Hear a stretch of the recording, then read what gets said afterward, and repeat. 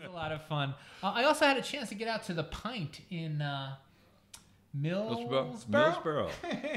And that was a nice little place. I don't know if you've been or not. Yes, I have. Yeah, we had a nice meal. I would have liked to have seen. They have, and we talked about this on a couple of shows ago. Did you dine in the vault? I didn't dine in the vault. No, I sat by the window so I could see all the fun stuff going on in Millsboro.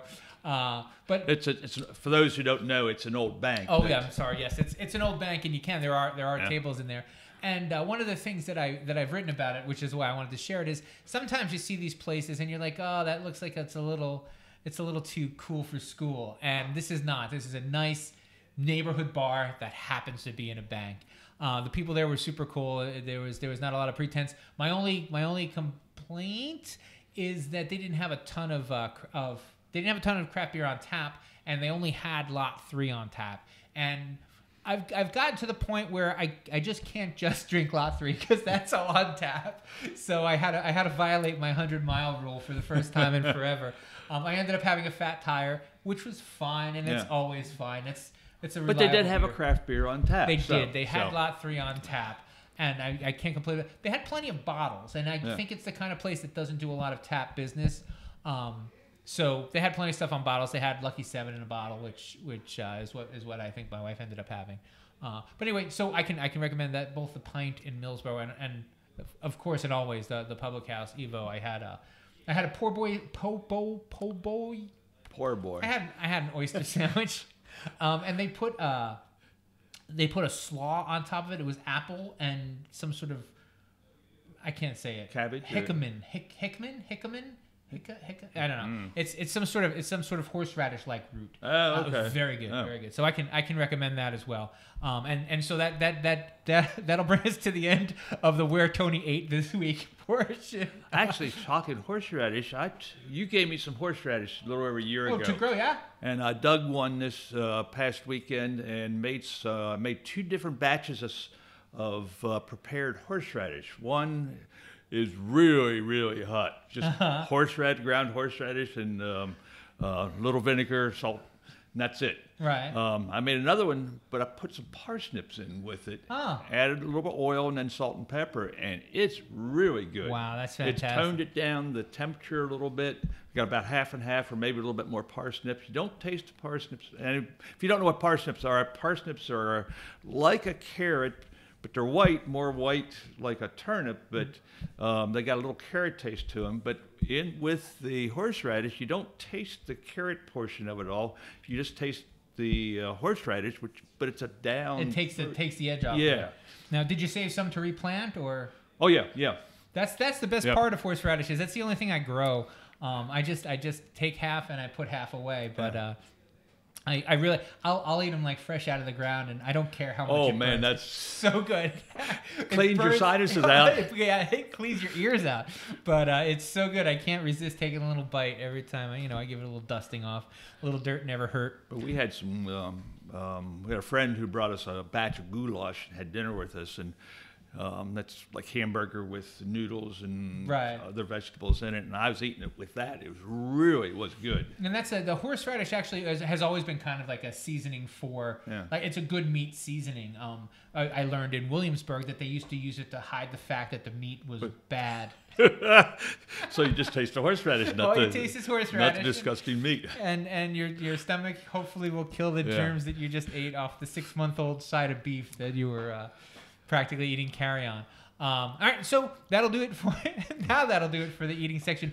I don't know if you got a chance to look at that at the how to find infections. Did you get a chance to look at that video? No. There was a great article. Oh yes, the homebrew section. Yes, right, yeah.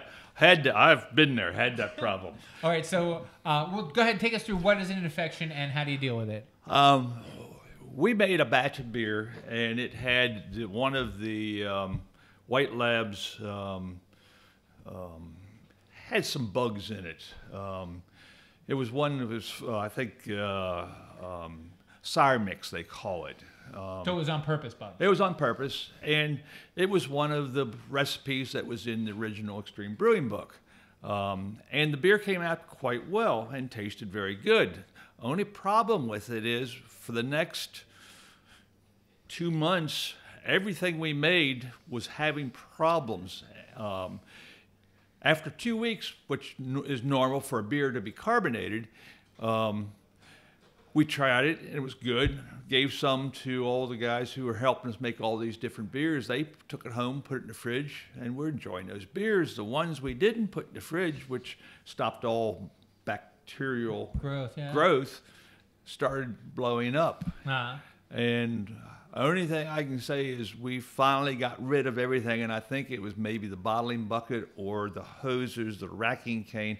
Anyway, something was infected, and no matter what we did for the next 2 months, we had that problem. Everything was blowing up, and it was so bad you could open a bottle of beer and the top of the beer bottle would break off because it had such high pressure. Wow. That you opened it up and it just gushed out of the top. So it's when you're working with intentional infections, you can't sanitize enough. Is there you just do pale ales for and sometimes sometimes, and what's recommended now that I know is you do separate equipment. So everything you use for that specific beer or what you're going to have bacterial infections or bacterial presence, use separate equipment. That probably makes sense. Well, and probably even separate beer bottles. Yeah. Are there a lot of accomplished homebrewers who still use a lot of beer bottles? Is that, I guess, some? You may use it for those who beers that are higher alcohol, beers that like these you may not want to put in a keg. Ones that you have done these, used the bugs. Right. You may not want to put in a keg because then that's the only thing you're using that keg for. Yes, possibly. Or you have to take the whole thing apart, clean up, put new seals on it, put new rubbers, new O-rings, new hoses. I mean, it just goes on, and you think what the beer tastes, or not tastes, but what the beer contacts through its journey out of the keg to serve. And it's easier to put it in bottles a lot of the time. Well, that makes perfect sense.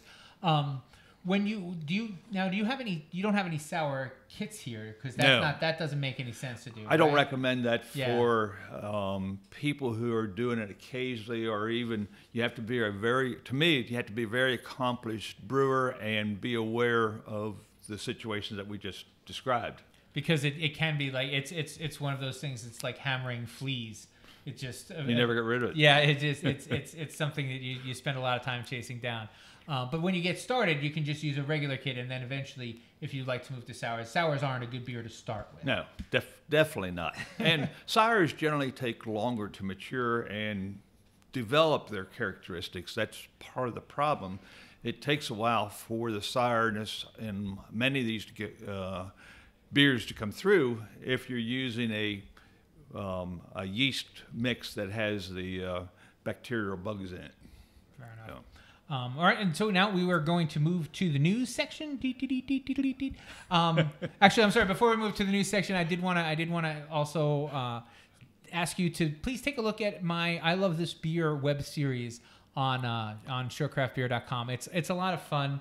And a lot of comments on there. I like that. Yeah. There are people who are just going. I went around to a bunch of different breweries. I get them to tell me what beer they're drinking, and then just say, "I love this beer." It's there. Each of the videos is 20 seconds at the outside, but it's fun to do. And if you want to do your own, which I would like to, I feel like if I keep doing this, eventually I'll get people to start sharing videos of them saying, this is the beer I'm drinking, and I love this beer, and having the drink.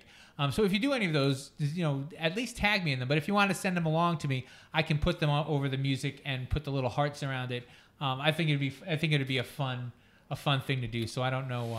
We'll keep doing it for the rest of the month, and then I'll try to remember to do it again next year. I love this beer, but it's all gone. But it's all gone. We'll have to do one when you're done.